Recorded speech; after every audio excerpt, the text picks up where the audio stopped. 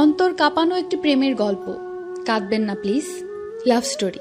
একটা ছেলে একটা মেয়েকে খুব ভালোবাসতো। একদিন মেয়েটা ছেলেটাকে ছেড়ে চলে যায়। কিছুদিন পর সেই মেয়েটা দেখা যায় অন্য একটি ছেলের সাথে রিক্সা করে ঘুরে বেড়াচ্ছে। অতঃপর পূর্বের ছেলেটি ক্ষিপ্ত হয়ে মেয়েটার বাসায় যায়।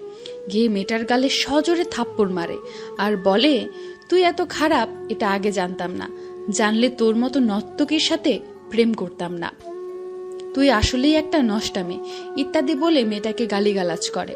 কিন্তু মেয়েটা কোনো রেসপন্স দেয় না, অপরাধীর মতো সব সহ্য করে। যখন ছেলেটা বাসা থেকে বের হয়ে যাবে তখন মেয়েটা বলে উঠল, আবির একটা কথা ছিল, তুই আর কি বলবি? হ্যাঁ, তোর আর কি বলার আছে? কিছু না, তবে একটা অনুরোধ। কি? তাড়াতাড়ি বল।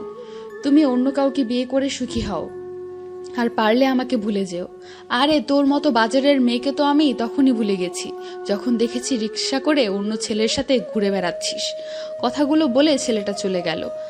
আর আরোহী বিছানায় শুয়ে চিৎকার করে কাঁদছে আর বলছে, হে আল্লাহ, তুমি কেন আমাকে এত কষ্ট দিচ্ছ? আমাকে তাড়াতাড়ি নিয়ে যাও। কিন্তু কিছুক্ষণ পর মেয়েটা ভাবছে, না, সবকিছু ঠিক আছে, আমি না হয় একটু কষ্টই পেলাম, কিন্তু আমার আবির তো এখন সুখী হবে, এটাই আমার কাছে বড় পাওয়া। তার এক সপ্তাহ পর মেয়েটার সামনে বিয়ের কার্ড হাতে ছেলেটা উপস্থিত। আরোহী, আমি আগামী শুক্রবার বিয়ে করতে যাচ্ছি, প্রথম দাওয়াতটা তোমাকেই দিলাম, আসবে তো? এসো, বলে ছেলেটা চলে গেল। তৎক্ষণাৎ আরোহীর চোখ থেকে দুফোঁটা জল গড়িয়ে পড়ল কার্ডের উপর। মেয়েটা উপরের দিকে তাকিয়ে বলছে, হে আল্লাহ, আমি আর পারছি না, আমি নিজের চোখে আবিরের বিয়ে দেখতে পারবো না, তুমি একটু সহায় হও।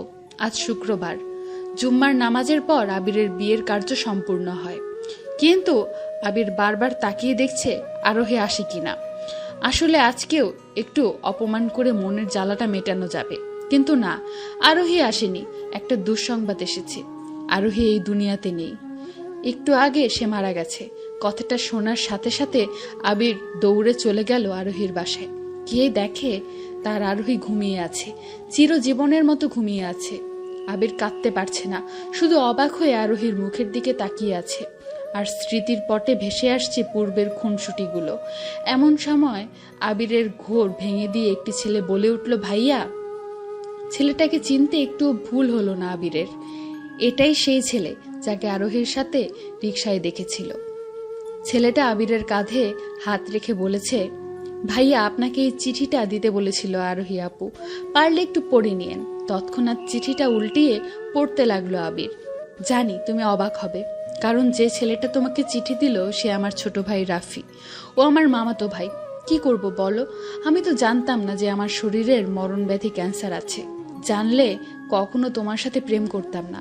যখন জানলাম আমি ক্যান্সারের রোগী, তখন আমার পায়ের নিচ থেকে